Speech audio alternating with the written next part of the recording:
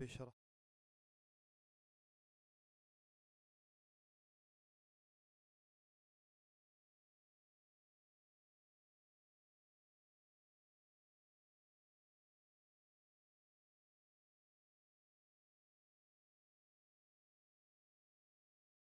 لنا.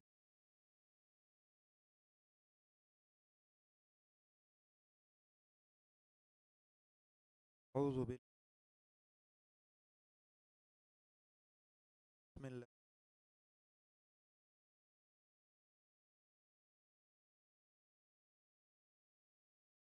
بدأ. وإن تدعوا عن القرآن تبدل فالله عنها والله غفور. سورة المائدة آية.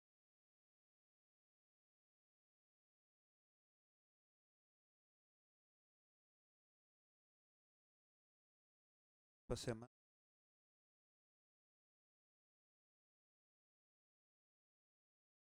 اس کے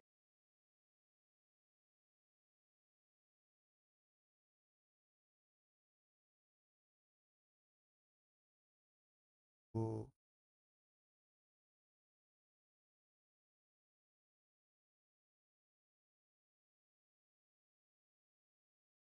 صلی اللہ علیہ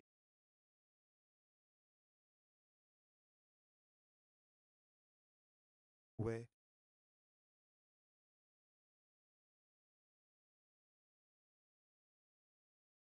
جو پوچھو جواب دوں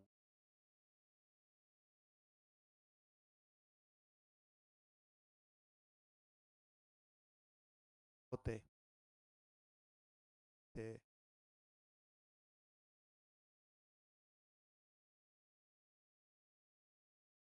کون ہے کان کی اور ان ہوگی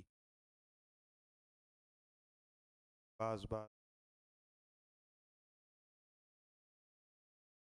عالمن ہمارے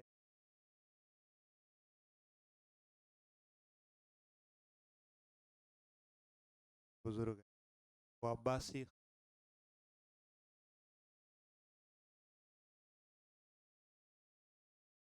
اللہ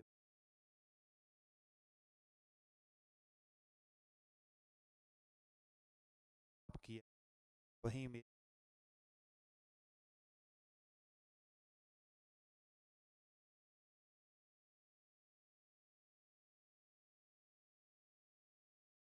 بنئی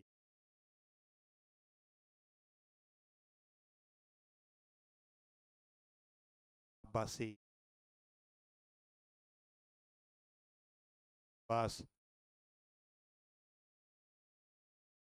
بھی کسی پس منظر میں سوال کی کون ہے.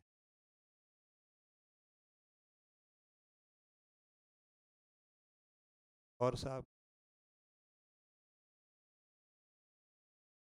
وہ کہاں ہیں تو آپ سر بندی ہوئی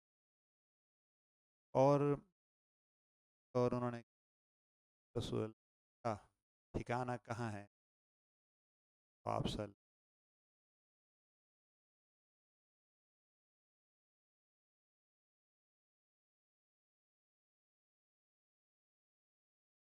عمر سے فوراً بڑے اور نعوذ بغلی اور آپ صلی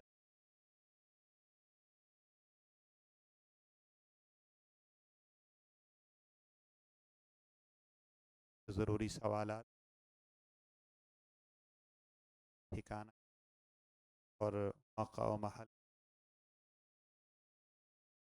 بالکل بری نوعیت کو وہ تو کیا. آیت میں یہ بھی واقع آپ صلی اللہ علیہ وسلم حج حضرت را بن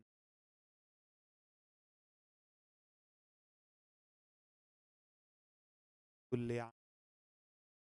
حج ہر سال فرض ہے یا ایک سال کے لیے؟ ان کے ذہن میں یہ سوال اس لیے ہوا ہوگا کہ رمضان بھی تو ہر سال روزے آتے ہیں اور فریضہ ہیں، زکوٰۃ بھی ہر سال ادا کرنی پڑتی ہے، تو آیا حج بھی ہر سال کرنا ہوگا؟ تو آپ خاموش رہے۔ انہوں نے پھر دوبارہ سوال کا اعادہ کیا، آپ پھر خاموش رہے۔ پھر تیسری مرتبہ انہوں نے یہ سوال دہرایا، تو آپ نے فرمایا کہ اگر میں یہ کہہ دوں کہ ہاں تو یہ تو تمہارے اوپر لازم کر دیا جائے۔ تو اس پس منظر میں بھی یہ ارشاد ہے کہ اے ایمان والو، مت پوچھو ایسی باتیں اور ایسے زیادہ سوالات نہ کرو کہ اگر تمہیں ان کا جواب ملے تو مشکل ہو جائے۔ تو اس آیت مبارکہ میں فضول سوالات کی بھی ممانعت ہے اور کثرت سے سوالات کی بھی ممانعت ہے، کہ فضول سوالات تو بالکل نہ کیے جائیں، وہ تو ایک مومن کو زیب ہی نہیں دیتے۔ من حسن اسلام المرء ترکہ ما لا یعنی، اور دین میں بھی جن لوگوں کو عمل سے تعلق ہوتا ہے اور جو لوگ عمل کے جذبے سے سرشار ہوتے ہیں، وہ زیادہ قیل و قال اور زیادہ سوال جواب، زیادہ استفتاءات نہیں کرتے، کیونکہ انہوں نے عمل کرنا ہوتا ہے اور عمل کے لیے پہلے ہی بہت ذمہ داریاں ہوتی ہیں، تو مزید کیا پوچھ پوچھ کے اور اپنے اوپر ذمہ داری لے لیں۔ اس بنا پر اس آیت مبارکہ میں امور غیر ضروریہ سے سوال پر نہیں کا بیان ہے، اور آیات گزشتہ آیات سے بڑی مربوط ہیں۔ کیسے؟ شروع میں ایک حکم آیا، یا ایھا الذین آمنوا لا تحرموا طیبات ما احل اللہ لکم، جس میں طیبات کو حرام کرنے کی ممانعت تھی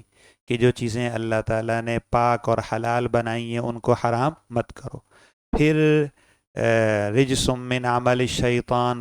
انما الخمر والمیسر والانصاب اور لا یستوی الخبیث والطیب، ان آیات کے اندر جو محرمات ہیں ان کو مباح قرار دینے کی ممانعت تھی کہ جو چیزیں اللہ نے حرام کی ہیں ان سے پرہیز کرو اور ان کے قریب بھی نہ جاؤ۔ اب یا ایھا الذین آمنوا سے ارشاد ہے کہ جو ضروریات ہیں ان پہ عامل رہو اور جو غیر ضروریات ہیں ان کا سوال نہ کرو۔ جو چیزیں اللہ نے حرام کر دی ہیں ان سے بچو، جو چیزیں اللہ نے حلال کر دی ہیں ان کو اختیار کرو، اور بلا وجہ حلال حرام کے مسئلے میں سوالات مت کرو جس سے تمہارے اوپر کوئی نئی پابندیاں اور نئی ذمہ داریاں آئیں۔ جیسے یہ سوال تھا کہ حج اس سال فرض ہے یا ہمیشہ فرض ہے، تو اس سوال سے ایک نئی ذمہ داری آ جاتی ہے اور ایک نیا حکم وارد ہوتا۔ تو جو احکام تم کو دیے گئے ان پہ عامل رہو، جو ضروری کام تم کو بتائے گئے ان کو اختیار کرو، اور جن کے بارے میں کچھ نہیں کہا گیا اس کے بارے میں خود سے سوال کر کر کے جواب لے لے کے مزید مسائل کا اور ذمہ داریوں کا اور احکام کا اضافہ مت کرو۔ تو دین میں کثرت کے ساتھ سوالات یہ پسندیدہ نہیں ہے۔ جو ایک مومن کا مزاج ہے وہ سمع و طاعت کا ہونا چاہیے، کہ وہ حکم کے سننے کا منتظر رہے اور جب سنے تو فوراً عمل کرے، نہ یہ کہ خود سے پوچھ پوچھ کر اپنے اوپر ذمہ داریاں لے آئے اور اپنے اوپر مزید احکام جاری کر دے۔ اسی طرح جو فضول اور بیکار سوالات ہیں ان سے تو اہل ایمان کو بالکل ہی اجتناب کرنا چاہیے۔ تو بڑا اہم اصول دو بتائے گئے، ایک تو یہ کہ دین میں جائز سوالات بھی کثرت سے نہیں ہونے چاہیے۔ اس بنا پر اکثر فقہا کا یہ خیال رہا ہے کہ شریعت کے جو مسئلہ پیش آ جائے اس کا تو حل قرآن و سنت میں معلوم کرنا ضروری ہے، لیکن اگر کوئی بات پیش ہی نہیں آئی تو ایسے ہی فرضی سوالات بنا کر اغلوطات پیش کرنا اور مغالطات لانا اور ان کے بارے میں سوالات کرنا اور قیل و قال کرنا یہ پسند نہیں ہے۔ اس لیے خیر القرون میں احکام شرعیہ کے متعلق اس وقت بات کرنے کو درست قرار دیا جاتا تھا جب وہ بات پیش آئی ہو کہ بھئی اس کا حل نکالا جائے، اور کوئی چیز اگر پیش نہیں آئی، کوئی حادثہ ابھی وارد نہیں ہوا ہے، وہ نوازل میں سے نہیں ہے، تو قبل از وقوع اس کے بارے میں قیل و قال کرنا اور تعمق کرنا اور زیادہ غور و خوض کرنا اس کو پسند نہیں کیا جاتا تھا، بلکہ اس کے بجائے اس وقت اور اس صلاحیت کو کسی مفید عملی کام میں خرچ کرنے کی ترغیب و دعوت تھی۔ اور دوسرا یہ کہ غیر ضروری اور فضول سوالات سے بھی اجتناب کرنا چاہیے، جیسے اب بھی لوگ اس بارے میں بڑی نادانی سے کام لیتے ہیں۔ ایک ہمارے دوست ہیں، ان کو عالم دین ہے، وہ کہتے ہیں ایک مرتبہ میرے پاس رات کو 12:30 1 بجے فون آ گیا۔ فون ایک جاننے والے دوست کا تھا، تو میں نے اٹھا لیا۔ میں نے کہا پتہ نہیں کیا ایمرجنسی اور کیا مشکل ہے۔ وہ کہنے کہ حضرت ہمارے ہاں کچھ دوست بیٹھے ہوئے ہیں اور ہمارے درمیان ایک بحث چل پڑی ہے، آپ کو اس لیے فون کیا کہ ابھی آپ بتائیں ابھی کیا ہوا۔ ہمارے یہاں بات یہ ہو رہی کہ اصحاب کہف کا جو کتا تھا اس کا رنگ کیا تھا، سفید تھا یا کالا تھا؟ تو ایک صاحب کہتے ہیں کہ اس کا رنگ جو ہے وہ سفید تھا، کیونکہ وہ ان کے ساتھ ہو کر کے اہل جنت کا مستحق بن گیا ہے، اور کوئی کہتا ہے کہ نہیں وہ کالے رنگ کا تھا۔ انہوں نے کہا بھئی کالا ہو یا سفید ہو یہ دیکھنے کی بات نہیں، اصل بات وہ ہے جو شیخ سعدی رحمۃ اللہ علیہ نے فرمائی ہے کہ پسر نوح با بدا نشست خاندان نبوتش گم شد، سگے اصحاب کہف روز چند پہنے کا گرفت مردم شد۔ نوح علیہ السلام کا بیٹا برے لوگوں کی صحبت اختیار کی تو نبوت کے خاندان سے کٹ گیا، اور اصحاب کہف کا کتا اصحاب کہف کی اس نے صحبت اختیار کی تو نیک لوگوں کے مقام پر اس کو بھی رکھ دیا جائے گا۔ تو بات تو صحبت بد اور صحبت صالح کے اثرات کی ہے، نہ یہ کہ اس کے کالے اور گورے ہونے کی۔ جیسے بعض لوگ اس مسئلے پر مستقل بحث کیے جاتے ہیں اور اپنا وقت کھپائے جاتے ہیں، یزید فاسق تھا یا کافر تھا؟ تو بھائی اس کے کام میں اگر وہ فاسق تھا تو تب بھی آپ کو اس سے کوئی غرض نہیں ہے، اور اگر خدا نہ خواستہ وہ دائرہ اسلام سے نکل گیا ہے تب بھی یہ آپ کی بحث میں داخل نہیں ہے۔ تو آدمی کو اپنے ایمان کے متعلق محاسبہ کرنا چاہیے، نہ یہ کہ کسی دوسرے فرد کے فسق اور کفر کا حکم لگانے کے لیے بے چین اور اس پر تحقیق کرنے میں اپنا وقت ضائع کرنا چاہیے۔ یہ فرما رہے ہیں یا ایھا الذین آمنو، اے ایمان والو، لا تسألوا عن اشیاء، مت پوچھو ایسی باتیں، اشیاء یہ غیر منصرف ہے، شیء کی جمع ہے، ایسی باتیں ایسے سوالات، ان تبد لکم تسؤکم، کہ اگر وہ باتیں تم پر ظاہر کر دی جائیں تو تمہیں برا لگے، یعنی اگر ہر سوال کا جواب تمہیں وہ ملے تو پھر وہ جواب تمہیں پسند نہ آئے۔ جیسے انہوں نے پوچھا کہ میرا ٹھکانہ کہاں ہے، تو جواب ملا کہ آگ میں ہے، تو یہ ایک ایسی بات، ایسا جواب آیا کہ ان تبد لکم تسؤکم وَإِن تَسْأَلُوا عَنْهَا حِينَ يُنَزَّلُ الْقُرْآنُ تُبْدَ لَكُمْ، اور اگر تم سوال کرو ان چیزوں کے متعلق، عنہا کی ہی ضمیر راجع ہے اشیاء کی طرف، کہ کئی باتیں ایسی ہیں کہ اگر تم ان کے متعلق پوچھو، اور پوچھا جا رہا ہے ان ایام میں حین ينزل القرآن، جبکہ ابھی قرآن مجید نازل ہو رہا ہے، نزول قرآن کا سلسلہ جاری ہے، جبریل امین کی وحی لے کر آمد بار بار ہوتی رہتی ہے، تبد لکم، تو وہ چیزیں تم پر ظاہر کر دی جائیں گی اور تم پر لازم ہو جائیں گی۔ جیسے ابھی انہوں نے سوال کیا کہ حج کیا اس سال ہے یا ہر سال ہے، تو ابھی تو وحی نازل ہو رہی ہے، جبریل امین اگلی وحی لا سکتے ہیں کہ یہ ہر سال لازم ہے، تو اس طرح تمہارے پوچھنے پر وہ چیز لازم ہو گئی۔ اس سے ایک اور بات بھی ضمناً معلوم ہوئی حین ینزل القرآن سے، کہ ابھی چونکہ قرآن کریم نازل ہو رہا ہے لہذا چیزوں کے وجوب اور حرمت کا سلسلہ جاری ہے،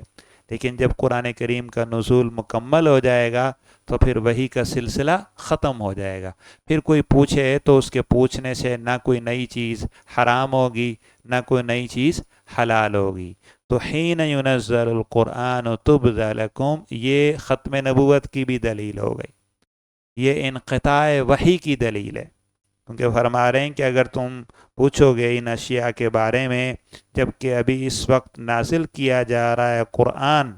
تبد لکم، تو قرآن کے ذریعے اور وحی کے ذریعے وہ باتیں تم پر ظاہر کر دی جائیں گی، ان کا حکم، فرض، واجب، حرام ہونے کا ذکر کیا جائے گا۔ تو اس سے معلوم ہوا کہ ابھی تو حلت و حرمت ہے جب تک نزول قرآن کا سلسلہ ہے۔ جب نزول قرآن کی تکمیل ہو جائے گی تو پھر آئندہ کوئی وحی نہیں رہے گی، پھر کوئی پوچھتا رہے، کہتا رہے، کسی کے پوچھنے سے اور کسی کے جواب دینے سے نہ کوئی حلال میں اضافہ ہوگا نہ کوئی حرام میں اضافہ ہوگا۔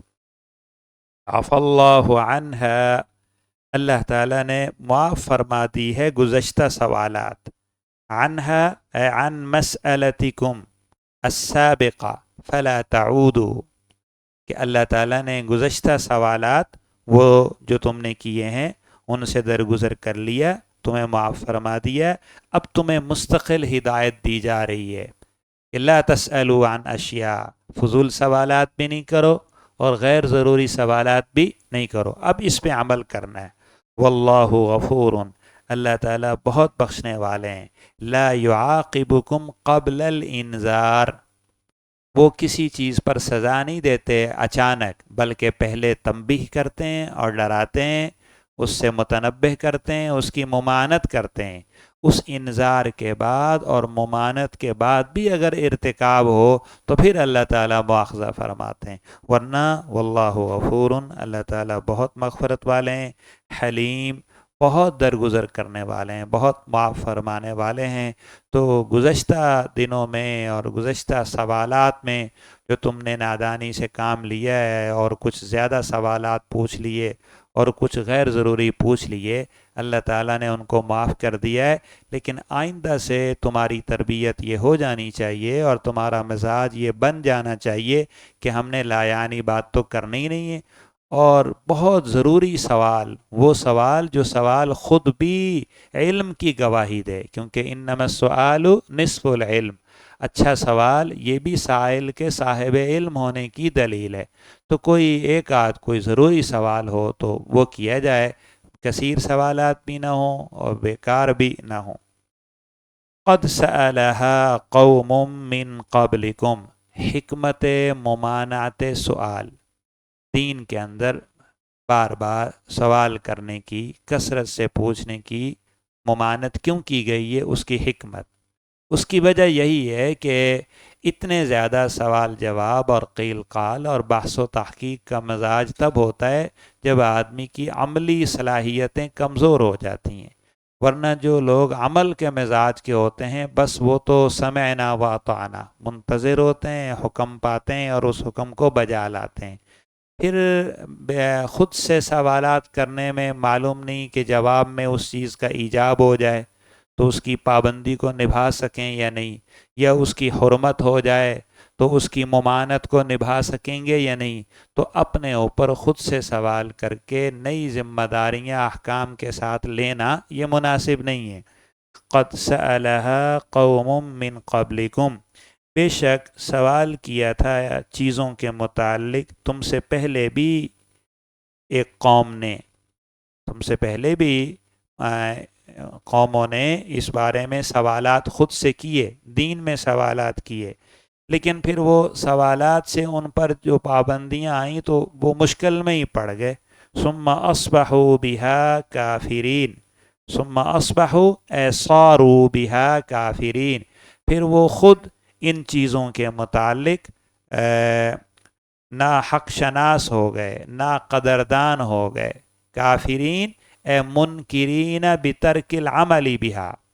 پوچھا خود لیکن جب جواب ملا تو جواب اپنے لیے بھاری پایا، پھر اس کا حق نہ بجا لا سکے اور اس پر عمل ترک کر بیٹھے اور اس کا انکار ہو گیا اور اس کی ناقدری ہو گئی اور حق ناشناسی ہو گئی، تو کیا ضرورت تھی پوچھنے کی اور اپنے اوپر جواب لے کر ایک نیا بوجھ ڈالنے کی۔ سألہا قوم، قوم سے کیا مراد ہے؟ کہتے ہیں نکرہ ہے، متعدد اقوام میں ایسی بات پیش آئی، مثلا قوم سمود نے بھی سوال کیا تھا اور کہا کہ ہمیں ایک معجزہ دکھایا جائے کہ ایک پتھر ہو، اس سے ایک اونٹنی نکلے، اس طرح کی صفات کی حامل ہو، ہم ایمان لے آئیں گے۔ وہی ہوا، ان کا مطالبہ پورا کیا گیا اور وہ نشانی آ گئی، لیکن پھر انہوں نے اس کا حق ادا کیا، الٹا اور اپنے اوپر اتمام حجت کر لیا، عذاب کو واجب کر لیا۔ اسی طرح آپ دیکھیں کہ یہ یہود نے بھی سوال کیا تھا کہ ہمارے لیے کوئی بادشاہ مقرر کر دیے، ہاں جی، ہمارے لیے کوئی بادشاہ مقرر کر دیں تاکہ ہم اس کی نگرانی میں جہاد کریں اور اپنا یہ جو غلامی کا سلسلہ ہے اس سے جان چھڑائیں۔ تو اللہ تعالیٰ نے ان کے لیے حضرت طالوت کو بادشاہ مقرر کر دیا۔ پھر وہی ہوا، قالوا انا یکون له الملک علینا ونحن احق بالملک ولم یؤت منہ سعۃ من المال۔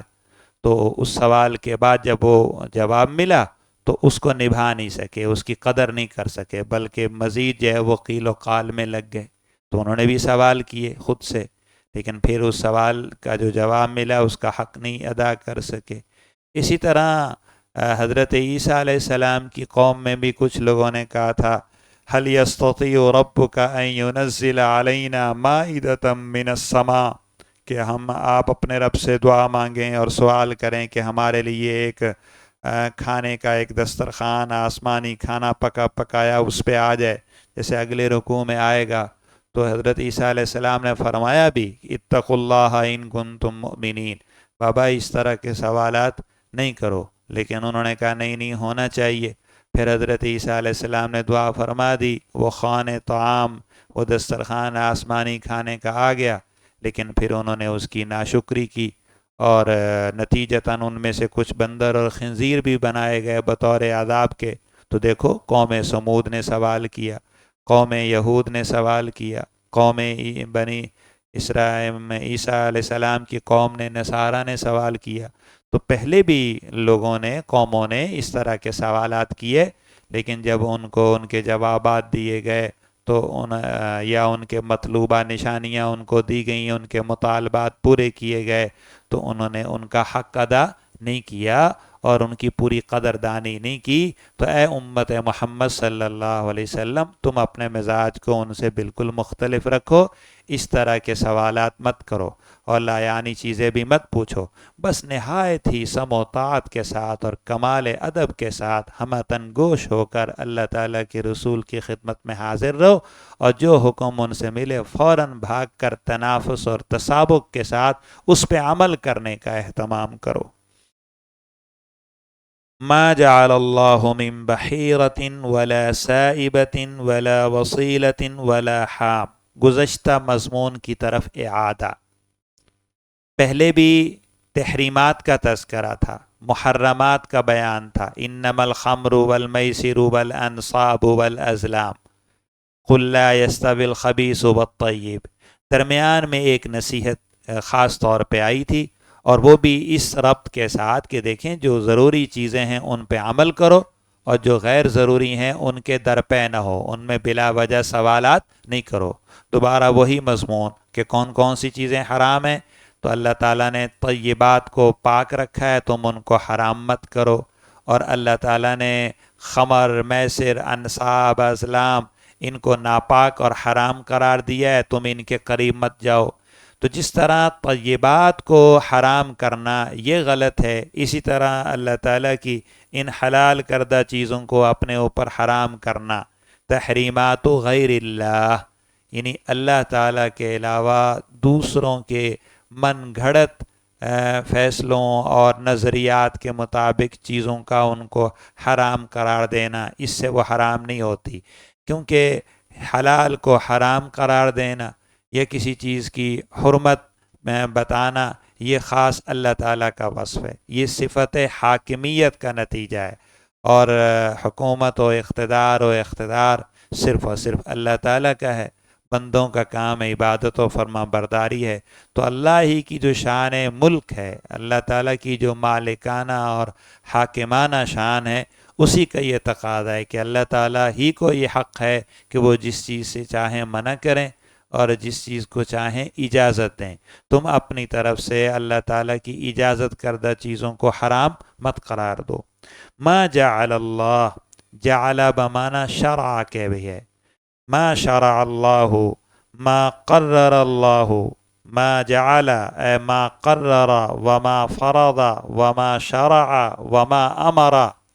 اللہ نے نہیں مقرر کیا، اللہ نے نہیں فرض کیا، اللہ نے نہیں حکم دیا بحیرہ کو کے متعلق، اور نہ صائبہ کو، اور نہ وسیلہ کو، اور نہ حام کو. ان کے متعلق تم نے جو اپنے طریقے رائج کیے ہیں، ان چیزوں کو اللہ نے مشروع اور مقرر نہیں کیا. یہ چار باتیں کیا ہیں بھئی؟ ان کی بہترین تفسیر صحیح بخاری شریف میں کتاب التفسیر میں جو آئی ہے وہ یہ ہے کہ بحیرہ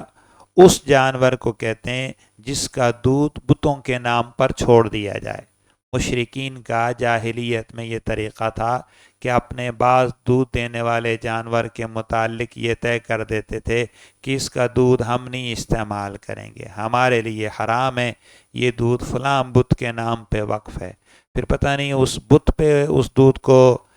بہا دیتے ہوں گے، جیسے ہندو بھی اپنے کئی مجسموں پر دودھ کو گراتے ہیں، پھر وہ گرتا ہوا جب دوسری جگہ سے آتا ہے تو پھر اس کو مقدس اور بابرکت سمجھ کر استعمال کرتے ہیں. تو بحیرہ اس طرح کے جانور کو کہتے ہیں. جیسے بعض ناداں مسلمانوں میں جو بالکل جاہل ہوتے ہیں، ان کے ہاں بھی یہ رواج ہے 11ویں شریف کا دودھ. تو ایک خاص ایک عمل ہے، سیدنا عبد القادر جیلانی رحمۃ اللہ علیہ کی طرف نسبت اس کی بنا دی ہے رسم اور رواج کے طور پہ. پھر چھوٹی 11ویں شریف، پھر بڑی 11ویں شریف، پھر اس کے اندر وہ کھیر پکاتے ہیں، اس میں دودھ ڈالتے ہیں. تو کہتے ہیں کہ ہر مہینے کی 11ویں تاریخ کو جانوروں کا دودھ نکال کر غوث پاک کے نام پہ 11ویں دینی ہے. اور اگر کسی کے جانور کو کچھ ہو جائے، وہ مر جائے، تو کہتے دیکھا نا، غوث پاک کا چندہ نہیں دیا ہے، ان کو نذرانہ نہیں دیا ہے، اس کی وجہ سے تمہاری بھینس مر گئی ہے یا تمہاری گائے نے دودھ دینا چھوڑ دیا ہے. اس بھینس کا دودھ جو ہے یہ ہم خود نہیں استعمال کریں گے، بس یہ غوث پاک کی 11ویں شریف کے لیے مستقل وقف رہے گا. بعض جگہوں پر لوگ نادانی میں اس طرح کا اعتقاد اور اس طرح کا عمل کرتے ہیں. ولا سائبہ، سائبہ کہتے ہیں جی ان جانوروں کو جن کو مستقل بتوں کے نام چھوڑ دیا جائے، یعنی اب اس پہ نہ سواری کی جائے اور نہ اس کو استعمال میں لایا جائے اور کہا جائے کہ بس یہ پیدا تو اللہ نے کیا ہوگا لیکن اب ہم اللہ تعالیٰ کا حکم اس میں جاری نہیں کریں گے، یہ تو ہمارے بت کے نام یا ہمارے دیوتا کے نام یا ہمارے اس مجسمے کے نام وقف ہے. جیسے آپ نے ہندو مذہب میں دیکھا ہوگا کہ گائے کو مستقل جو ہے وہ چھوڑ دیتے ہیں اور نہ اس کو ذبح کرتے ہیں، نہ اس کو استعمال میں لاتے ہیں، اور کہتے ہیں کہ یہ ہمارے دیوتاؤں کے نام اور ہمارے مندروں میں موجود بتوں کے مجسموں کے نام وقف ہیں. حالانکہ یہ جانور اللہ نے پیدا کیا اور اللہ نے اس کو حلال قرار دیا. ایک زمانے میں اکبر بادشاہ نے گائے کی قربانی پر پابندی عائد کر دی تھی کیونکہ وہ سارے مذاہب کو خوش کرنا چاہتا تھا. یہ جو رواداری بین المذاہب ہے، انٹرفیتھ ڈائلاگ ہے، اس کا بانی اکبر بادشاہ ہے، ملحد اعظم. اب لوگ اتنی رواداری نہیں قائم کر سکتے جتنی اس نے رواداری قائم کی. اس نے تو اپنے محل ہی کے اندر آگ بھی جلا دی تھی، مندر بھی بنا دیا تھا، اور کہتا تھا ایک دن آگ کی پوجا کی جائے، ایک دن گائے کی پوجا کی جائے، ایک دن جو ہے وہ سکھوں کے طریقے پر کیا جائے. سارے مذاہب کی برابر حیثیت دے کر سب کے ساتھ برابر اشتراک رکھتا تھا. تو لوگ جو ہے وہ گائے کی قربانی نہیں کرتے تھے اس ممانعت کی وجہ سے. اب شریعت میں گائے کی قربانی واجب نہیں ہے، لیکن چونکہ اس نے ہندو مذہب کے شرکیہ عقیدے کی بنا پر ممانعت کر دی تھی، تو حضرت مجدد الفسانی رحمۃ اللہ تعالیٰ علیہ نے ان دنوں اس بات کا بڑا اہتمام سے فتویٰ دیا اور تاکید فرمایا ان دنوں گائے کی قربانی کرنا واجب ہے، ان دنوں لازم ہے،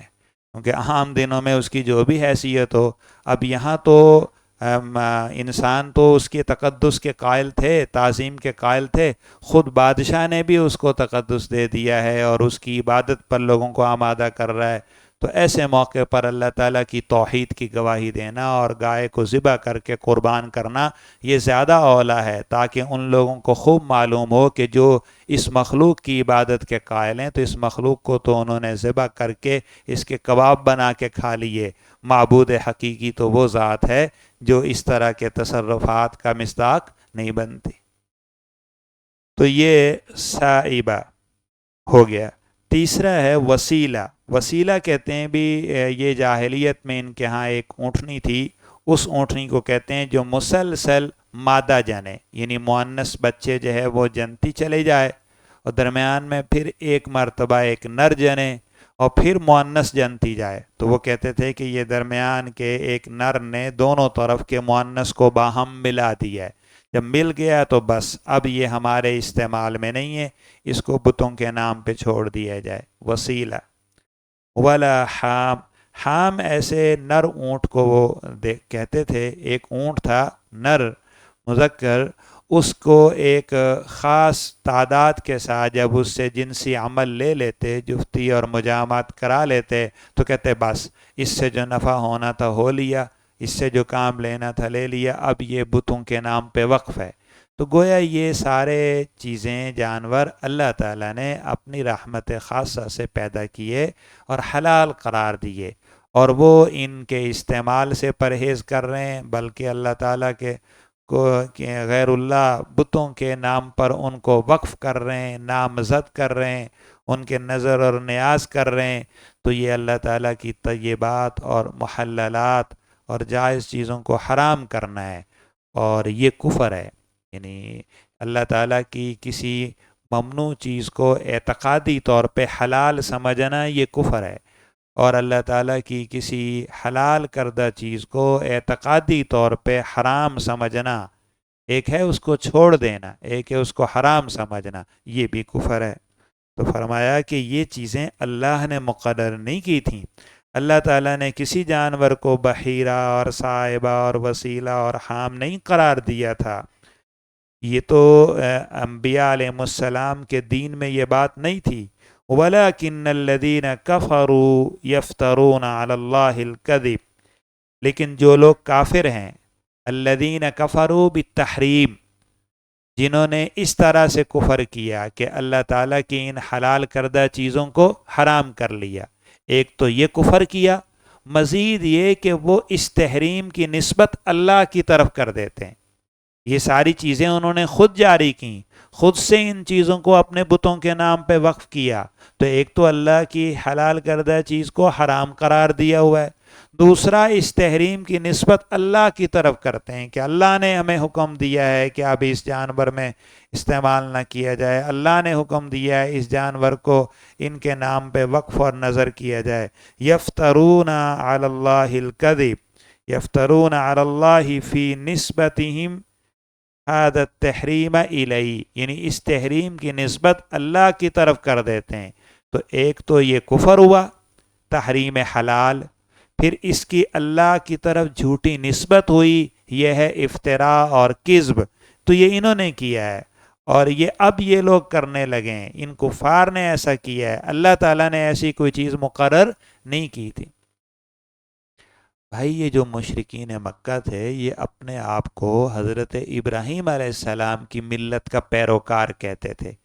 اور ان کے دین کا متبع قرار دیتے تھے، اور حج کے مناسک میں اپنی طرف سے رسوم و رواج داخل کر رکھے تھے، لیکن کہتے یہی تھے کہ ہم ابراہیم علیہ السلام کے طریقے پر مناسک ادا کر رہے ہیں۔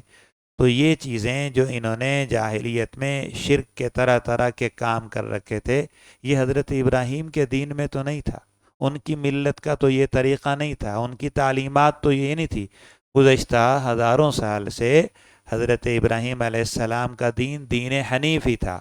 یہ تو آپ صلی اللہ علیہ وسلم نے ارشاد فرمایا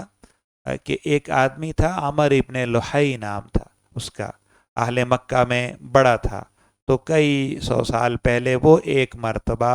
کسی ملک گیا، تجارتی سفر میں، تو وہاں اس نے کسی بت پرست قوم کو دیکھا کہ انہوں نے مجسمے بنائے ہوئے ہیں اور ان کی پوجا پاٹ کرتے ہیں، تو شیطان نے اس کے لیے اس عمل کو مزین کر دیا اور کہا کہ یہ تو بہت اچھا ہے، خدا جس چیز کی عبادت کی جائے وہ ذرا کوئی نظر تو آئے، کوئی آنکھوں کو سکون تو ہو، دیکھنے میں لذت تو ہو، ایک نظر نہ آنے والی ذات کی چیز کی کیسے عبادت کی جائے؟ تو وہ ان بتوں کو لے کر یہاں آ گیا مکہ، اور اس نے صفا پر ایک بت رکھ دیا، مروہ پر، پھر کہا کہ یہ خدا ہیں اور ان کی طرف عبادت کو لگایا۔ تو شیطان ہی نے یہ تحریک شروع کی، پھر لوگوں میں وہ بت پرستی بڑھتی گئی، حتیٰ کہ پھر ہر قبیلے کا الگ الگ بت ہو گیا، پھر ہر گھر کا الگ الگ بت ہو گیا، پھر انہوں نے خود خانہ کعبہ کو بھی بتوں سے بھر دیا۔ جب آپ صلی اللہ علیہ وسلم نے فتح کیا تو 360 بت تھے جن کو آپ نے توڑ توڑ کر گرا کر کعبہ مکرمہ کو اس سے پاک کیا، اور آپ اپنی نیزے کی نوک بت پہ مارتے تھے اور جا الحق و زہق الباطل فرماتے تھے، اور وہ بت ٹوٹتا تھا، گرتا تھا۔ تو پہلے سے یہ بات نہیں تھی، حضرت ابراہیم کی ملت میں یہ چیز نہیں تھی، یہ تو بعد میں ان کافروں نے اس کا افتراء کیا اور بت پرستی شروع کی اور ان بتوں کے نام پر ان جانوروں کو وقف کرنا شروع کیا۔ آپ صلی اللہ علیہ وسلم نے ارشاد فرمایا کہ میں نے خواب میں دیکھا کہ عمر ابن لحی جہنم میں اس کی آنتیں نکلی ہوئی ہیں اور وہ ان کو گھسیٹتا ہوا جہنم میں گزر رہا ہے۔ ایک صحابی تھے حضرت اقسم رضی اللہ تعالیٰ عنہ، آپ نے فرمایا کہ مجھے تمہاری شکل عمر ابن لحی کے مشابہ نظر آتی، میں نے خواب میں اس کو جس طرح دیکھا ہے وہ بھی۔ تو انہوں نے عرض کیا اللہ کے رسول، کیا اب میری شکل ہی اس سے ملتی ہے یا اور بھی میری کوئی چیز اس سے ملائی جائے گی؟ یعنی کیا ایسا تو نہیں ہے کہ میرا اور ان کا؟ فرمایا نہیں نہیں، تم مومن ہو، وہ کافر ہے، تمہارا ٹھکانہ جنت ہے، انجام بخیر ہے۔ ویسے ہی میں کہہ رہا تھا کہ تم اس سے ملتے جلتے ہو۔ ظاہر ہے کہ شکل کے اعتبار سے دو بھائی ہوتے ہیں، باہم شکل مل رہی ہوتی ہے، ایک ایمان لا کر صاحب سعادت ہو جاتا ہے، دوسرا اپنے کفر پہ قائم رہتا ہے۔ تو یہ عمر ابن لحی یہ پہلا شخص ہے جس نے اہل عرب میں بت پرستی اور مشرکانہ رسومات اور بتوں کے نام پہ جانوروں کے وقف اور نظر و نیاز کرنے کی بدعات کا آغاز کیا۔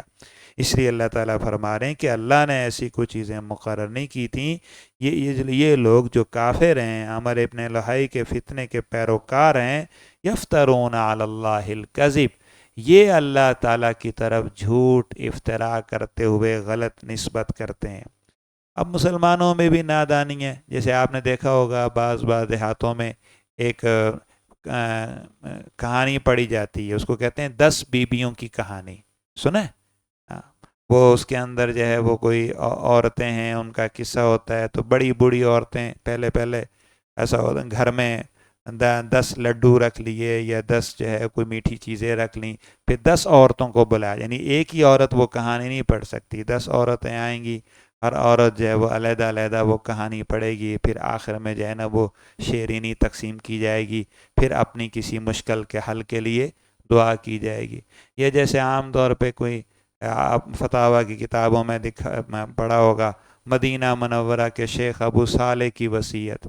تو وہ کوئی کسی بزرگ کے نام ایسے من گھڑت واقعہ کہ ان کو خواب میں آپ صلی اللہ علیہ وسلم کی زیارت ہوئی، پھر انہوں نے یہ فرمایا لہذا تم یہ درود اتنی بار، یہ تسبیح اتنی بار، یہ ورد اتنی بار، اتنا کر کے اتنے لوگ مل کے پڑھ کے پھر اتنا تقسیم کریں۔ ایسے دین میں بے بنیاد اور بے ثبوت چیزوں کا رواج پا جانا، یہی دین کی اصل حقیقت کو فوت کر دیتا ہے۔ تو یہ چیز ہیں جو بالکل افتراء اور من گھڑت اور بے سند چیزیں۔ وَأَكْثَرُهُمْ لَا يَعْقِلُونَ لَا يَعْقِلُونَ أَنَّ ذَلِكَ اِفْتِرَاءٌ،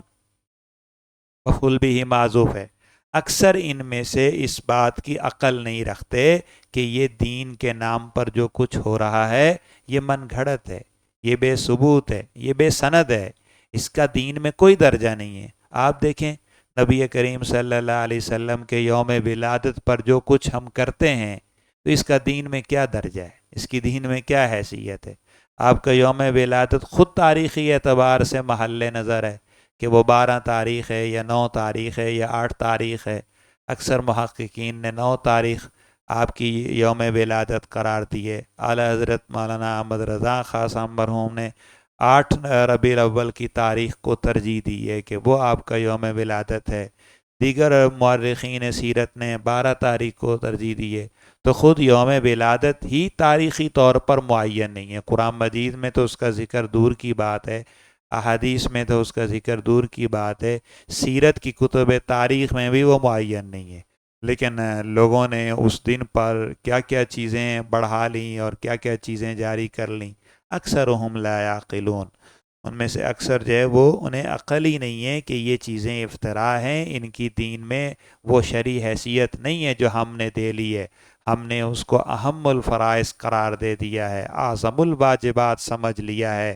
دین کے سب فرائض میں سے بڑا فریضہ قرار دے دیا ہے کہ آدمی نماز کا اہتمام کرے یا نہ کرے، داڑھی سنت کے مطابق رکھے یا نہ رکھے، لیکن اپنے گھر میں چراغاں ضرور کرے اور جھنڈیاں ضرور لگائے اور ولادت کی خوشی من مانے طریقے پر کیک کاٹ کر ضرور کرے۔ اکثر نہ سمجھیں۔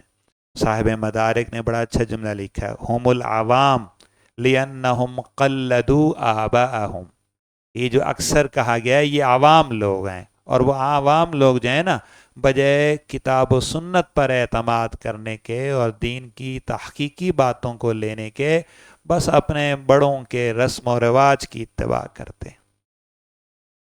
وَإِذَا قِيلَ لَهُمْ تَعَالَوْا، مشرکین سے ایک شکایت کا بیان، تنبیہ کا بیان،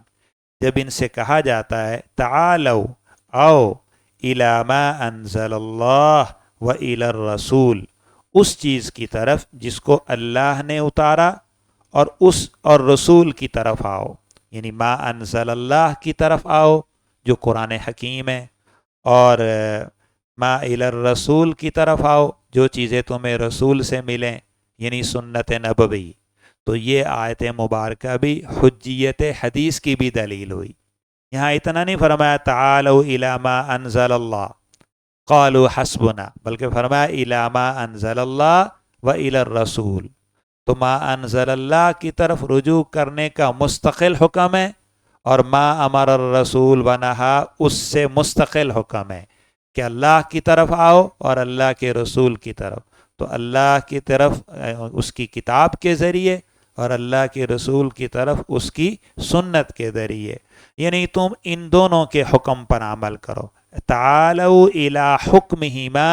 بان هذه الاشیاء غیر محرمہ، جب ان سے کہا جاتا ہے کہ تم اللہ کا حکم مانو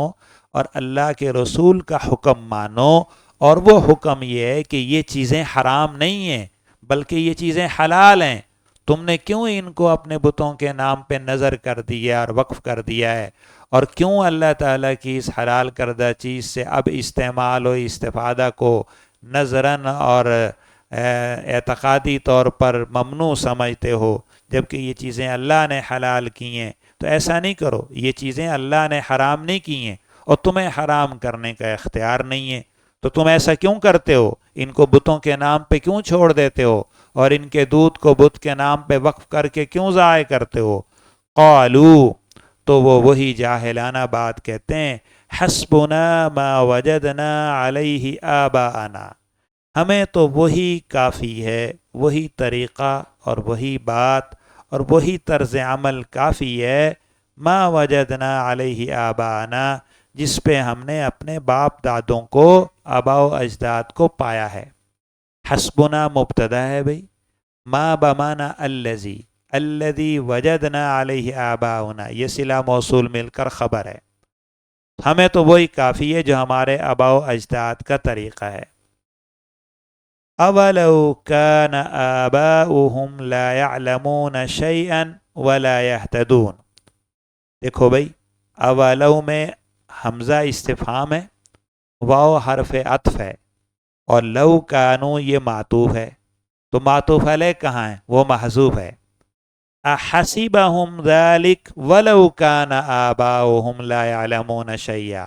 یہ جو کہتے ہیں کہ ہمیں یہی کافی ہے، اپنے آبا و اجداد کی اندھی تقلید ہی کافی ہے؟ کیا یہ اندھی اتباع اس صورت میں بھی کافی ہے جبکہ ان کے آبا و اجداد علم نہ رکھتے ہوں، دین کی سمجھ نہ رکھتے ہوں اور حق رستے کی رہنمائی نہ رکھتے ہوں؟ تو کیا آبا اور اجداد اور باپ دادا کی اس وقت بھی پیروی کی جائے گی جب وہ خود گم کردہ راہ ہوں؟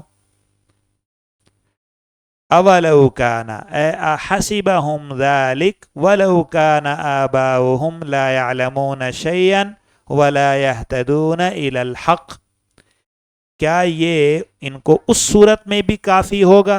کیا کافی ہے ان کو اگرچہ باپ دادا ان کے نہ جانتے ہوں اور نہ راہ پاتے ہوں؟ تردید تقلید جہلا کا بیان۔ بھائی دیکھیے، دین کے اندر اجماع بھی ایک اہم چیز ہے اور تقلید بھی ایک اہم چیز ہے اور قیاس بھی ایک اہم چیز ہے، لیکن ان تینوں کے مثبت پہلو بھی ہیں اور ان تینوں کے منفی پہلو بھی ہیں۔ حق بات میں اختلاف کرنا جائز نہیں ہے، ناپسندیدہ ہے، اس پہ سب کا اتفاق ہی منعقد ہونا چاہیے۔ جب وہ اتفاق ہو تو وہ اجماع کہلاتا ہے اور وہ حجت ہے، لیکن اجماع وہی معتبر ہوگا جو کتاب اللہ کے موافق ہو، جو سنت کے موافق ہو۔ اگر کوئی لوگ ناحق بات پہ اتفاق کر لیں تو وہ اجماع باطل ہوگا اور وہ واجب الترک ہوگا، اس کو قبول نہیں کیا جائے گا۔ جیسے نصارہ نے اجماع کر لیا ہے کہ حضرت عیسیٰ علیہ السلام اللہ کے بیٹے ہیں، تو آپ کیا کہیں گے کہ چونکہ نصارہ کے تمام طبقات کا اجماع ہے لہذا یہ اجماع حجت ہے؟ نہیں، یہ اجماع نص کتاب کے خلاف ہے، یہ اجماع آسمانی تصریحات کے خلاف ہے، تو ایسا اجماع تو اجماع باطل ہے۔ لہذا کسی طبقے کی اکثریت کوئی کام کرنے لگ جائے یا کسی نقطے پر تمام لوگ اتفاق کر لیں لیکن وہ چیز کتاب اللہ کی روح سے درست نہ ہو، سنت کی روح سے درست نہ ہو، تو ان کے اتفاق و اجماع کی کوئی حیثیت نہیں ہے۔ تو جس طرح اجماع باطل کا رد کرنا ضروری ہے، اسی طرح اجماع حق کا قبول کرنا ضروری ہے۔ جو اجماع امت حق ہے اس کا قبول کرنا بھی ضروری ہے، جو اس کا خرق کرے گا، اس سے اختلاف کرے گا، وہ گمراہی میں جا پڑے گا۔ یشاقق الرسول من بعد ما تبین له الهدى ویتبع غیر سبیل المؤمنین نولہ ما تولی ونصلہ جہنم، کہ اہل ایمان کی پوری جماعت جس راہ پہ چلی ہے تو ان سب کو غلط قرار دینا اور خود اپنی گمراہی کو ہدایت قرار دینا یہ بڑی گمراہی ہے، ان کا اجماع حجت ہے۔ لیکن اگر کتاب اور سنت کے خلاف لوگ کسی بات پہ اتفاق کر لیں تو وہ اتفاق ہوتے ہوئے بھی قابل التفات نہیں ہے، وہ باطل ہے۔ اسی طرح سے قیاس کرنا کہ جو جس چیز کا حکم نامعلوم ہے اس کو کسی معلوم حکم پر قیاس کرنا علت کے اشتراک کی وجہ سے، جس کو آپ قیاس شرعی کہتے ہیں، تو یہ حجت ہے، یہ دین میں ایک سند ہے، یہ ادلہ شرعیہ میں سے ایک دلیل ہے، جبکہ وہ قیاس شرعی ہو اور اصول شرع کتاب و سنت اور اجماع کے مطابق ہو۔ لیکن اپنی طرف سے من گھڑت قیاسات، جیسے منطقی قیاس ہوتا ہے، عرفی قیاس ہوتا ہے، غلط قیاس ہوتے ہیں، تو وہ قیاسات جو ہیں ان کا دین میں کوئی اعتبار، ان کی کوئی حیثیت نہیں ہے۔ تو قیاس شرعی کا انکار کرنا یہ گمراہی ہے، قیاس شرعی کا انکار کرنا یہ گمراہی ہے، کیونکہ اصول فقہ کا مستقل ایک اصول کیا ہے؟ القیاس۔ اور فقہاء کرام جو نامعلوم مسائل کے اندر اجتہاد کر کے حکم بتاتے ہیں وہ کس کے ذریعے بتاتے ہیں؟ قیاس کے ذریعے، تو وہ قیاس حجت شرعیہ ہے۔ لیکن اگر اب کوئی شخص یہ کہنے لگ جائے اول من قاس ابلیس، کہ پہلے جس نے قیاس کیا وہ کون ہے؟ اور اس نے قیاس کیا تھا کہ انا خیر منہ خلقتنی من نار، میں اس سے بہتر ہوں تو میری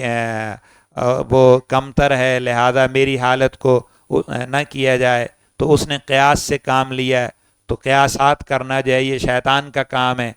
اور اس بنا پر وہ حضرات فقہاء کرام کو بھی برا کہنے لگ جائے، یہ اس کی نادانی ہے۔ شیطان نے جو قیاس کیا تھا وہ نص کے بالمقابل کیا تھا، حکم ربانی کی مخالفت میں کیا تھا. اور فقہائے کرام کے جو قیاسات شریعہ ہوتے ہیں وہ نص کی مخالفت میں نہیں ہوتے، نص کی تشریح اور اتباع میں ہوتے ہیں. وہ حکم ربانی کے مقابل میں نہیں ہوتے، بلکہ حکم نبوی کی، حکم ربانی کی مزید تطبیق اور مزید کسی جگہ پر اس کے انطباق میں ہوتے ہیں. تو قیاس شرعی حجت ہے اور دین میں مستقل اصول ہے. اس کے مقابلے میں جو قیاس باطل ہے، قیاس فاسد ہے، قیاس عرفی، منطقی، لغوی وغیرہ ہیں، ان کی دین میں وہ حیثیت نہیں رہے گی.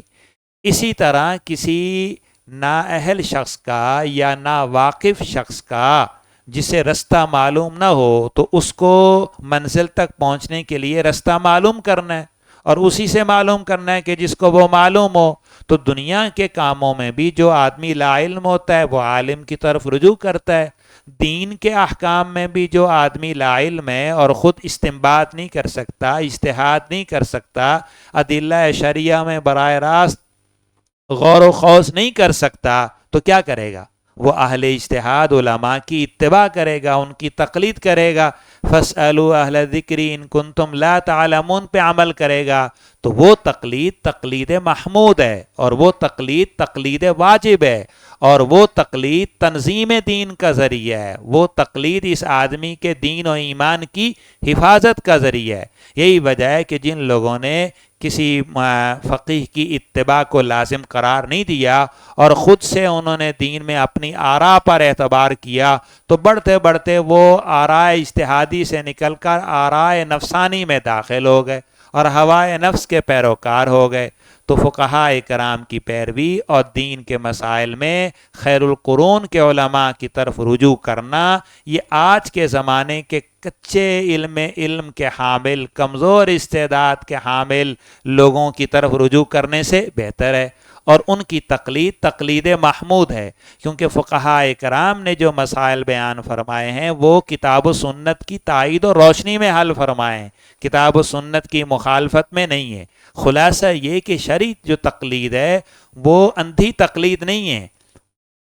بلکہ ناواقف کی کسی آنکھوں والے کی تقلید ہے. اور یہاں جو مذمت ہو رہی ہے وہ اندھی تقلید کی ہو رہی ہے کہ مشرکین خود بھی جاہل ہیں اور جن آباء و اجداد کی پیروی کر رہے ہیں وہ بھی دین سے ناواقف ہیں. لا يعلمون شيئا ولا يهتدون. تو اس سے حضرات محدثین کی تقلید کرنا مسائل حدیث میں، یا حضرات فقہا کی تقلید کرنا حدیث کے تفقہ اور فہم میں، وہ نہیں ہے. اس لیے کہ وہ تو اہل علم ہیں، وہ تو کتاب و سنت کا علم رکھتے ہیں، اور ناواقف لوگوں کو ان کی طرف رجوع کرنا ضروری ہے. یہاں جس تقلید کی مذمت ہو رہی ہے وہ جہلاء کی تقلید ہے، وہ کتاب و سنت کو چھوڑ کر رسوم و رواج کی اتباع کرنے والوں کی تقلید ہے.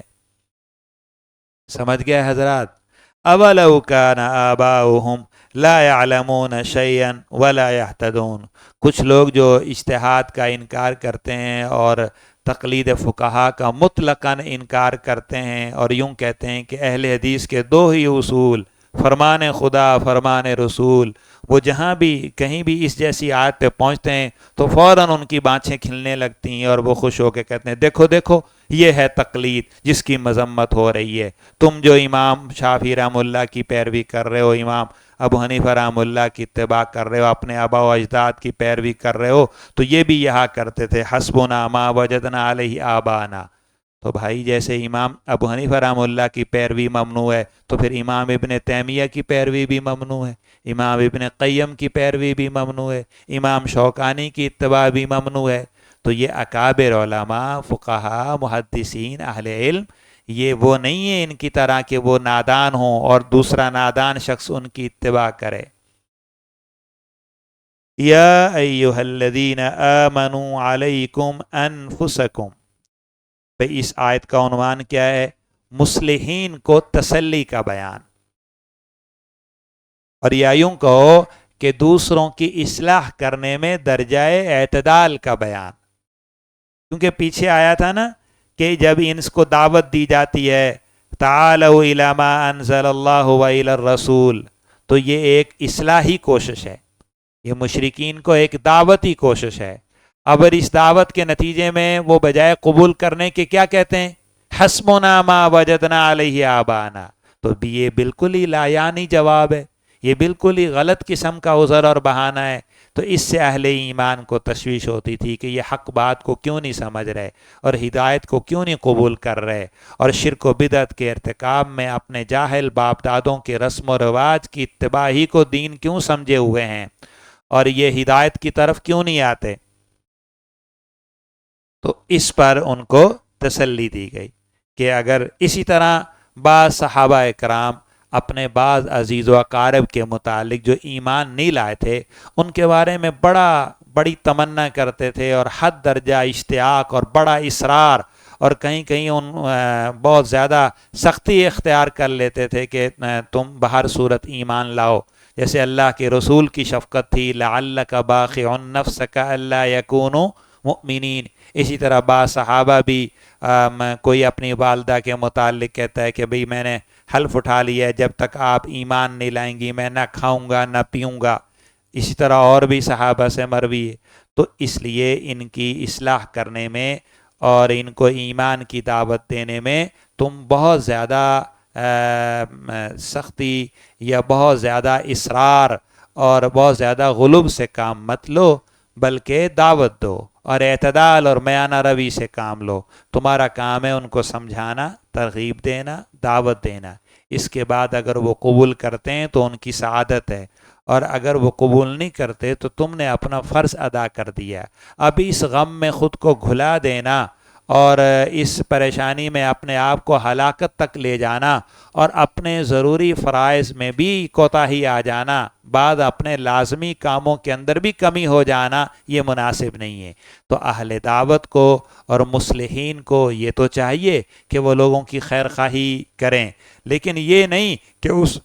خیر خواہی کے جذبے میں وہ بہت زیادہ افراط و تفریط سے کام لے لیں، بہت زیادہ غلب سے کام لے لیں، بہت زیادہ پریشانی اور غم اپنے اوپر ایسا مسلط کر لیں کہ اللہ تعالیٰ کی تقدیر سے ان کی توجہ ہٹ جائے، یا اللہ تعالیٰ نے جو بندوں کے لیے ہدایت دینے کا اور کسی کو گمراہ رکھنے کا جو فیصلہ فرمایا ہے اس کے بارے میں ان کی نظر نہ جائے، اور وہ اس بات پہ اصرار ہی کرنے لگ جائیں کہ یہ بہر صورت ایمان لے آئیں، یہ بہر صورت درست ہو جائیں۔ ایسا نہیں ہے۔ ہدایت، ایمان، صلاح، سعادت یہ اللہ تعالیٰ کی طرف سے تقسیم شدہ ایک رزق ہے جس کے حصے میں جتنا آنا ہوتا ہے آتا ہے۔ یا ایھا الذین آمنو، اے ایمان والو، علیکم انفسکم، حفاظت کرو اپنی جانوں کی۔ علی بھی لزوم کے لیے آتا ہے نا، افعال اسماء افعال میں سے ہے، تو علیکم کا معنی ہے الزموا انفسکم، اصلحوا انفسکم، احفظوا انفسکم۔ تم اپنی خبر رکھو، اپنی حفاظت کرو اور اپنے بارے میں فکر مند رہو۔ لا یضرکم من ضل اذا اہتدیتم، تمہیں کوئی نقصان نہیں دے گا جو گمراہ ہوا، نقصان نہیں دے گا اذا اہتدیتم، جب تم ہدایت کی راہ پہ چلتے رہے، یعنی تم ہدایت کی راہ پہ جب تک چل رہے ہو اور ان کی ضروری حد تک اصلاح اور دعوت کی کوشش کر رہے ہو، پھر ان کے ایمان نہ لانے سے یا ہدایت کو قبول نہ کرنے سے تم پر کوئی مواخذہ نہیں ہے، تمہارے لیے کوئی غم کی بات نہیں۔ حضرت عبداللہ ابن عمر رضی اللہ تعالیٰ عنہ کے پاس ایک آدمی آیا اور کہنے لگا کہ فلاں دو شخص ہیں، ان کے آپس میں بہت نزاع ہے اور اختلاف ہے، وہ ایک دوسرے کو مشرک کہتے ہیں، تو کیا کیا جائے؟ تو حضرت عبداللہ ابن عمر رضی اللہ تعالیٰ نے فرمایا،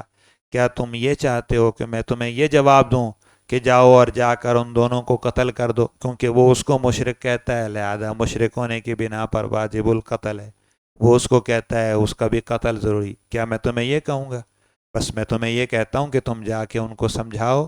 نصیحت کرو، ان کی غلط فہمی دور کرو، کسی طرح ان میں موافقت کر لو، اصلاح و ذات البین ضروری ہے، لیکن اگر وہ نہ مانے اور ان کے درمیان توافق نہ ہو سکے تو ان کو چھوڑ دو اور اپنے آپ کی فکر میں لگ جاؤ۔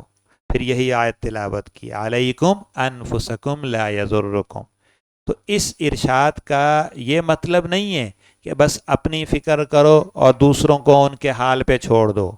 جس کی وجہ سے بعض لوگوں نے اس سے یہ مطلب لے لیا کہ شاید امر بالمعروف کرنا، نہی عن المنکر کرنا، دعوت الی الخیر کرنا یہ لازم نہیں ہے، بس اپنی فکر رکھو۔ نہیں،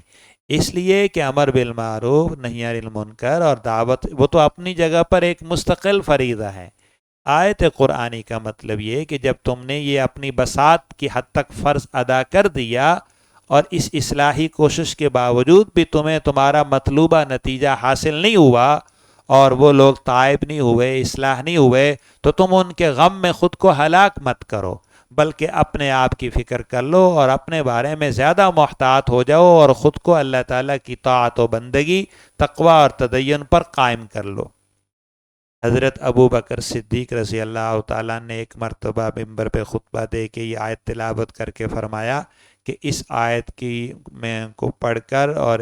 کوئی غلط فہمی میں مبتلا نہ ہو جانا کہ یہ آیت تمہیں امر بالمعروف اور نہی عن المنکر کے فریضے میں چھوٹ دے رہی ہے۔ اس کا یہ مطلب ہرگز نہیں ہے، وہ اپنی جگہ پر فریضہ فرض ہے اور آپ جو ہے وہ اس کو برائی کو ہاتھ سے بدل دیں، وہ نہیں ہو سکتا تو زبان سے اس پر نکیر کریں، اگر وہ نہیں ہو سکتا تو دل سے اس کو برا جانیں، ذالک اضعف الایمان، لیکن خود اپنے اوپر تو تم کو ایک کامل اختیار ہے نا، اور تم چاہو تو اس پر اپنے بارے میں تو حفاظت کا اہتمام کر سکتے ہو۔ ہمارے بڑے حضرت فرماتے ہیں کہ بھائی کار خود کن کار بیگانہ مکن، اپنے حصے کا کام کرو،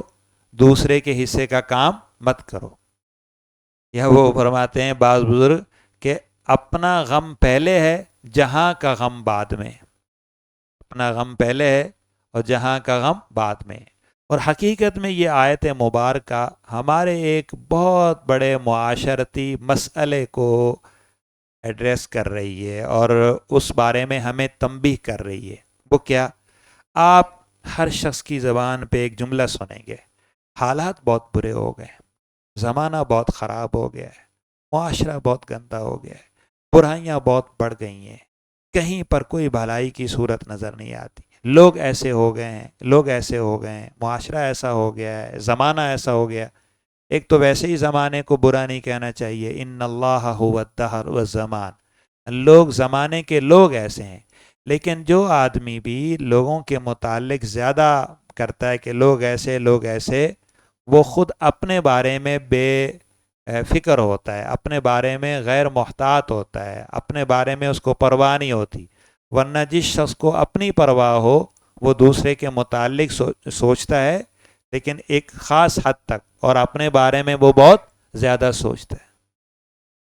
تو فرمایا کہ تم اگر ایسا کر لو کہ ہر شخص جو ہے وہ اپنی ذات کی فکر کر لے کہ میں اللہ تعالیٰ کے احکام پر عامل ہوں یا نہیں، اور میں درست ہوں یا نہیں، تو ہر شخص اپنی اپنی جگہ پر درست ہوتا جائے گا، چراغ سے چراغ جلے گا اور روشنی ہوتی چلی جائے گی۔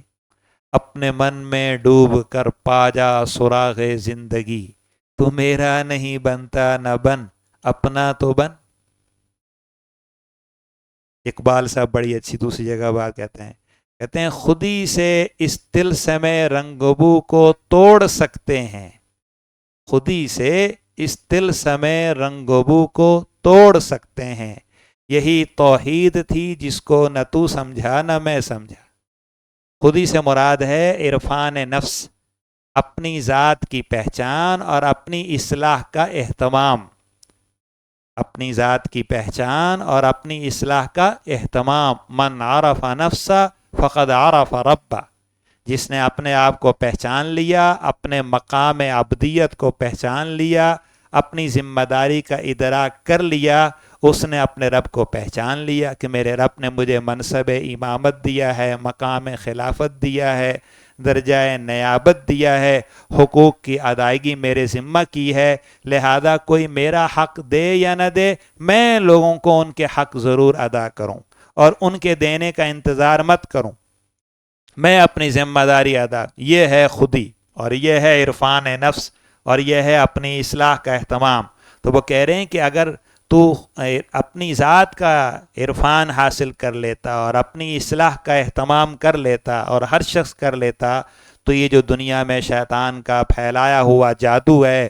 اور یہ رنگ و بو کا یہ جو طلسم ہے اور یہ جو شعبدہ ہے، یہ سارا ختم ہو جائے۔ یہی تو توحید تھی جس کو نہ تو سمجھا نہ میں سمجھا، یہی تو اب مقام عبدیت تھا جس کے جاننے کے بعد تجھے اللہ تعالیٰ کے مقام الوہیت کا ادراک ہوتا. مگر لوگ جو ہیں وہ اپنے آپ سے غافل اور دوسروں کے متعلق بڑے ہی فعال اور بڑے ہی حساس اور بڑے ہی قوال اور بڑے ایسے. ایک دفعہ ہم مدینہ طیبہ میں تھے تو وہاں ایک بزرگ تشریف لائے مسجد نبوی میں. ان کا نام غالباً تھا قاری محمد ذکی صاحب رحمۃ اللہ علیہ. تبلیغی جماعت کے اکابر میں سے تھے, مدینہ طیبہ میں مقیم تھے. حضرت شیخ الحدیث صاحب مولانا محمد زکریا صاحب رحمۃ اللہ علیہ کے مسترشدین میں متوسلین میں تھے. ان کی زیارت اور بیعت کی ہوئی تھی. تو کئی پاکستانی احباب بھی وہاں قریب میں مسجد میں موجود تھے, مسجد نبوی میں, جو عمرہ کرنے گئے ہوئے تھے. تو سب لوگ بڑے ادب کے ساتھ اور نہایت محبت سے ان کو ملے کہ بزرگ آدمی. پھر وہ بیٹھ گئے. تو وہاں پر جو عمرے کے لیے پاکستانی آئے ہوئے تھے انہوں نے کہا کہ حضرت ایک بات ہے پوچھنی ہے آپ سے. فرمایا کہ ان دنوں نواز شریف کی حکومت تھی, یہ اس سے پچھلے اقتدار میں, ابھی پتہ نہیں وہ دوبارہ بھی آئے گا, تو پچھلے اس کا دور تھا. دور ایسا ہی ہے ان سب کا, برابر سرابر, کوئی خاص فرق نہ پڑتا ہے نہ پڑ سکتا ہے نہ پڑے گا. تو وہ کہنے لگے کہ ہمارے ہاں یہ حالات ہیں, ایسے ہیں ایسے ہیں. انہوں نے سپریم کورٹ میں سود کی حمایت میں اس کو جاری رکھنے کے لیے کیس داخل کر دیا ہے. تو ان حالات میں ہم کیا کریں اور بہتری کی کیا صورت ہے؟ اب یہ سوال میرا بھی ہے اور ہر آدمی کا ہے, کہ حالات پر تو ہر آدمی تبصرہ کرتا ہے. میں نے بھی کان لگائے کہ اب یہ کیا جواب دیتے ہیں کہ کیا کرو. تو وہ تھوڑی دیر خاموش رہے, پھر انہوں نے اپنا سکوت مہر توڑی اور کہا کہ بھائی دیکھیں بھائی, بات یہ ہے کہ اللہ تعالیٰ نے ہمیں ایک ملک عطا فرمایا ہے.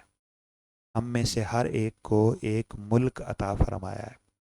اور اس ملک میں اللہ تعالیٰ نے ہمیں کامل اختیار اور اقتدار اور حکومت عطا فرمائی ہے. ملک ہمیں دیا ہے اور اس ملک میں ہمیں حکومت دی ہے, اور اپنے اس دائرہ ملک میں ہم بالکل آسانی سے بغیر کسی رکاوٹ کے اللہ تعالیٰ کے احکام کو نافذ کر سکتے ہیں.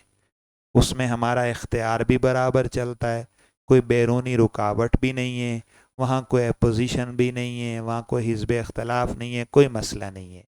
اب اگر ہم اس ملک میں جہاں ہمارا پورا اقتدار اور اختیار ہے اور کوئی رکاوٹ نہیں ہے, اگر ہم وہاں اللہ تعالیٰ کے احکام کو نافذ کر دیں تو اللہ تعالیٰ خوش ہو کر فرماتے ہیں کہ یہ میرا سچا بندہ ہے, اب اس کو مزید ایک خطہ دے دیا جائے تاکہ وہاں بھی یہ ہمارے احکام کو نافذ کرے, یہ تو ہمارا بہترین خلیفہ ہے. لیکن اگر وہ اپنے اس ملک میں جہاں اس کا پورا اختیار چلتا ہے اور کوئی رکاوٹ نہیں ہے, وہاں تو وہ اللہ کے احکام کو نافذ نہ کرے, ویسے وہ کہے کہ میں بھی ملک میں اسلام لاؤں گا اور میں ریاست مدینہ بناؤں گا اور میں جھنڈے گاڑوں گا, تو اللہ تعالیٰ اس دھوکے میں نہیں آتے. وہ لوگ خاموش, لیکن ان کو سمجھ کچھ نہ آیا کہ بھئی اس کا کیا مطلب ہے, کہ حضرت آپ نے کیا فرمایا ہے, اس کی وضاحت ہمیں بات پوری طرح کہا بھائی اللہ تعالیٰ نے مجھے بھی ایک ملک عطا فرمایا اور آپ کو بھی. یہ جو ہمارے 6 فٹ کا بدن ہے یہ پوری ایک مملکت ہے, اس کے اندر ایک صوبہ کان اور اس کے متعلق اللہ تعالیٰ کے احکام ہیں, ایک صوبہ ہے زبان اور اس کے متعلق اللہ تعالیٰ کے احکام ہیں, ایک صوبہ ہے آنکھیں, اس کے متعلق بھی اللہ کے احکام ہیں. تو یہ 6 فٹ کی جو ریاست ہے, اس پوری اس خطے میں اللہ تعالیٰ نے ہمیں اختیار اور اقتدار عطا فرمایا, ہمیں حاکمیت دی ہے, اور ہم اس میں جو جی چاہے تصرف, ہم چاہیں تو ہم اپنی آنکھوں کو جائز چیزیں دکھا دیں, چاہیں تو غلط چیزیں دکھا دیں, ہم چاہیں تو اپنے کانوں کا غلط استعمال کر لیں, چاہے تو صحیح کر لیں. اس میں ہمارا ہی اختیار ہے اور اللہ تعالیٰ نے ہمیں پورا دیا ہے, اس میں کسی کا کوئی دخل نہیں ہے اور کسی کی طرف سے کوئی رکاوٹ بھی نہیں ہے. یہاں نہ کوئی الیکشن ہے, نہ اور کوئی حزب اختلاف ہے, نہ کچھ بھی نہیں ہے. اب جب یہ انسان اللہ تعالیٰ کے اس عطا کردہ 6 فٹ کے خطے میں, اس ملک میں اور اس ملک کے تمام صوبوں میں اللہ تعالیٰ کے احکام نافذ کر دے, تو اب یہ سچا آدمی ہے، اب اس کو یہ شکایت کرنے کا حق ہے کہ زمین پر ملک میں اللہ تعالیٰ کے احکام نافذ نہیں ہیں، یہاں اللہ تعالیٰ کے قانون کو جاری نہیں کیا جا رہا، تو یہ حصہ کیوں اس طرح ہو رہا ہے، یہ ظلم یہ بھی میرے ہاتھ آ جائے تو میں اس پر بھی اللہ تعالیٰ کے احکام جاری کر دوں۔ اب میں اور آپ اپنے اس ملک میں جس میں ہمیں اقتدار حاصل ہے، وہاں تو ہم اللہ تعالیٰ کے احکام کو نافذ نہیں کرتے، اور جہاں ہمیں اختیار نہیں ہے، اقتدار نہیں ہے، وہاں کے لیے ہم نعرے بازی کر رہے ہیں کہ اگر ہمیں اقتدار مل جائے تو ہم آ کے یوں کر دیں گے، اگر ہمیں حکومت مل جائے تو ہم ایسا کر دیں گے، اگر ہم اگلا الیکشن جیت جائیں تو ہم دودھ کی نہریں بہا دیں گے، ہم 50,000 لوگوں کو روزگار دے دیں گے، ہم یہ کریں گے، ہم وہ کریں گے۔ پھر یہ آیت پڑھی، یا ایھا الذین آمنوا علیکم انفسکم، کہ اے ایمان والو اپنی حفاظت کرو اور اپنی اصلاح کے متعلق زیادہ اہتمام کرو بنسبت دوسروں کے متعلق۔ دیکھو حضرات، دو چیزیں ہیں، ایک ہے دین کی خدمت، ایک ہے دین کی خدمت، اور دوسرا ہے خود دین کے مالک رب العالمین کی خدمت اور اطاعت۔ دین کی خدمت کیا ہے؟ آپ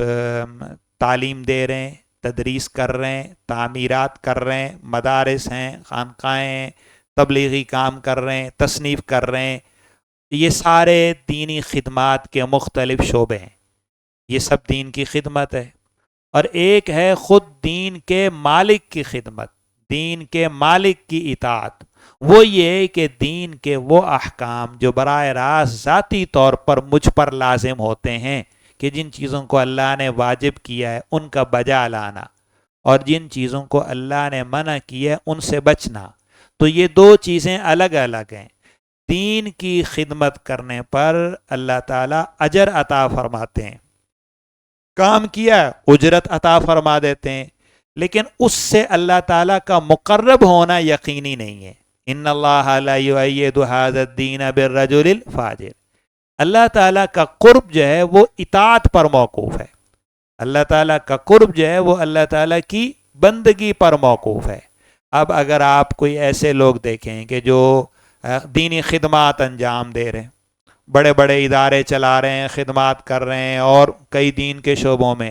لیکن دین نے ان کی ذات کے متعلق ان کو حکم دیا ہے کہ وہ نماز کا اہتمام کریں، مگر وہ فجر نماز میں سستی کرتے ہیں۔ دین نے ان کی ذات میں ان کو حکم دیا ہے کہ وہ اپنی آنکھوں کی گناہوں سے حفاظت کریں،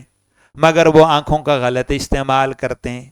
دین نے ان کی ذات میں ان کو حکم دیا ہے کہ وہ اپنے خاندان میں گھریلو معاملات میں حقوق کو ادا کریں،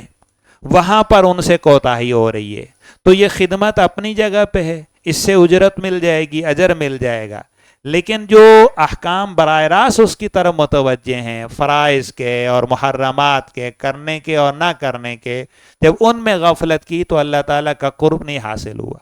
اس لیے خدمت تو بعض لوگ انجام دیں گے، لیکن دین کی اطاعت تو ہر مسلمان کے لیے کرنا ضروری ہے۔ اس وقت ہمارے علمی حلقوں میں لوگوں میں ایک بات غالب ہو گئی ہے، اور وہ کہتے ہیں کہ اللہ تعالیٰ ہمیں دین کی خدمت کی توفیق دے،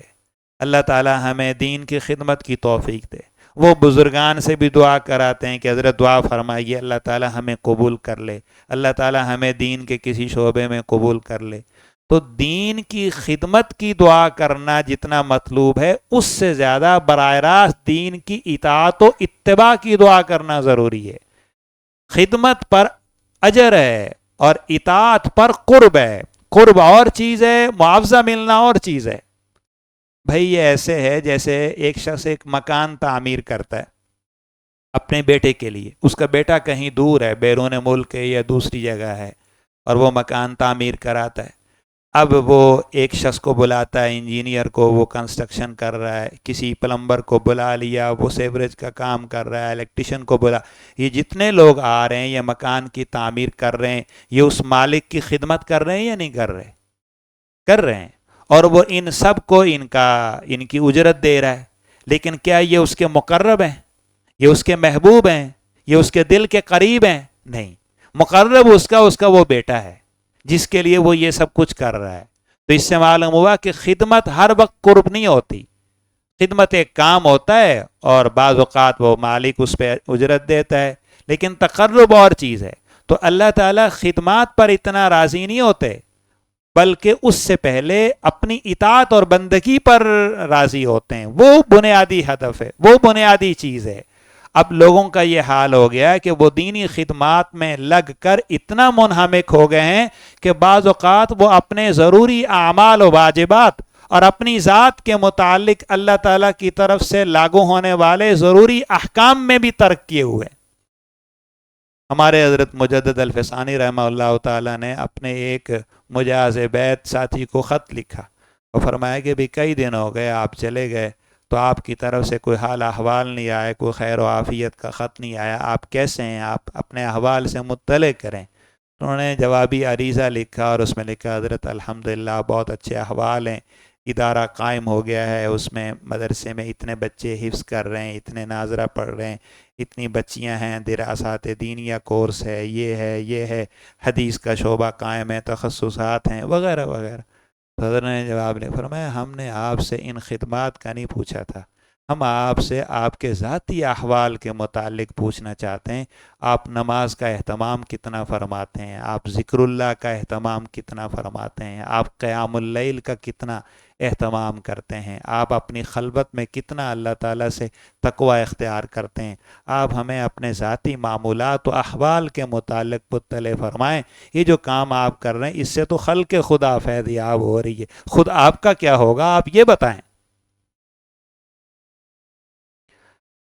لا يضركم من ضل اذا اهتديتم مع سعيكم اصلاحه. جب تم نے ان کی اصلاح کی پوری کوشش کر لی پھر اگر انہوں نے قبول نہیں کیا پریشان مت ہو.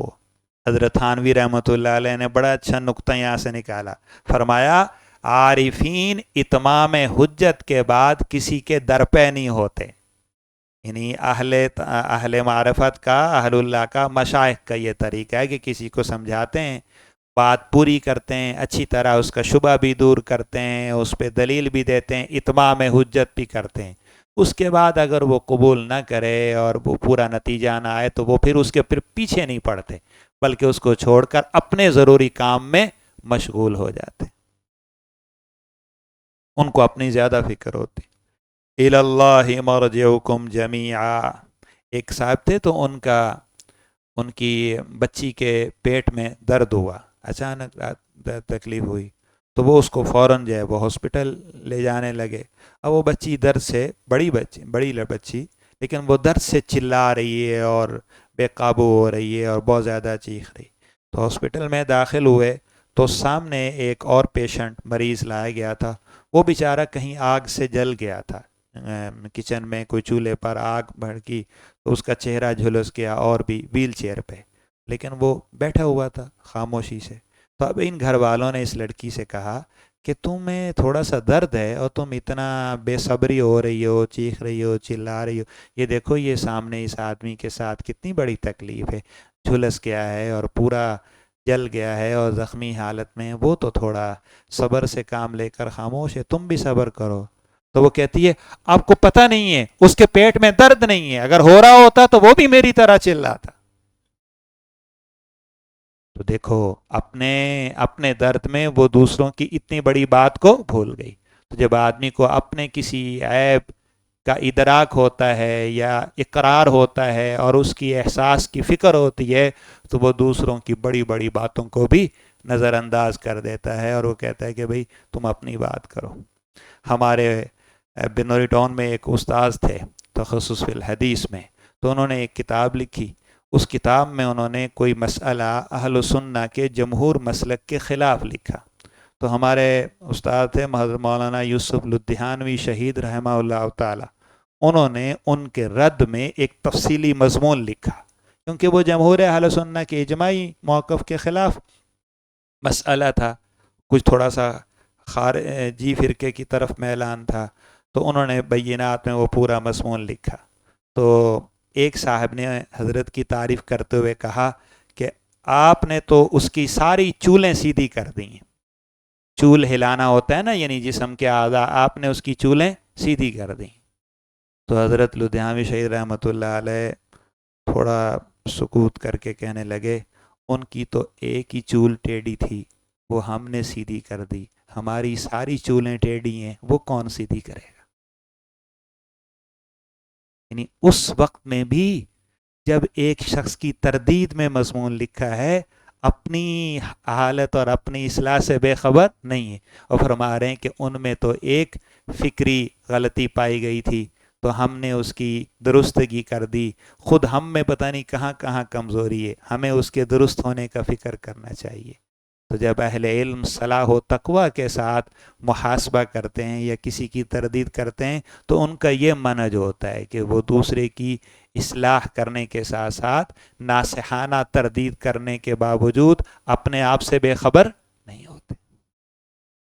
الی اللہ مرجعکم جمیعا، اللہ ہی کی طرف تم سب کا پلٹ کر آنا ہے، فینبئکم بما کنتم تعملون، اللہ تعالیٰ تم کو خبر دیں گے ان تمام اعمال کے متعلق جو تم کرتے تھے۔ یہ حضرت یہ اگلی آیت سے ایک طویل مضمون ہے اور میں